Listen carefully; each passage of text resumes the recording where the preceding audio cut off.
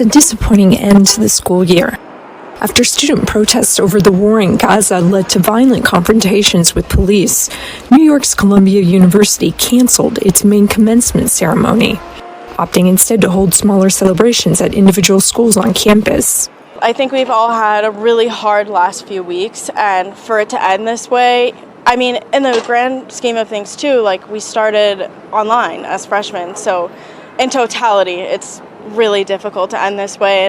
Some are criticizing Columbia for making the move after clearing out a protest encampment. The university has been saying in a lot of the emails addressed to the students and the rest of the university community that the encampment and every other action that protesters were taking was the reason that they were threatening to cancel commencement, and the encampment has been cleared for a significant amount of time now. As pro-Palestinian protests swept across U.S. campuses, some universities rushed to update their policies on free speech and protests. I think this is definitely a wake-up call for universities that perhaps may not have had to enforce their protest policies to an extent that they had to do the last couple months. Other U.S. college administrations have agreed to negotiate with students. At Rutgers University, this resulted in the school agreeing to add an Arab cultural center, as well as to other concessions, in exchange for the voluntary dismantling of the protesters' encampment. This is obviously a very hot-button political issue, and I think students just want to be heard.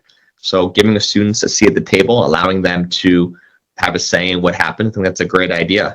Many students have called for universities to divest from Israeli businesses whose interests are tied to the war in Gaza. Not an easy task, experts say.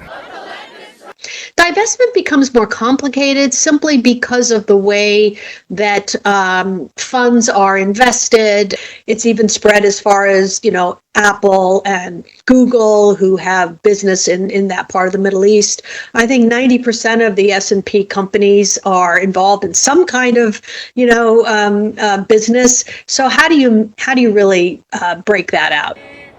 But student concerns shouldn't be dismissed either, she says, and universities should be transparent about their actions.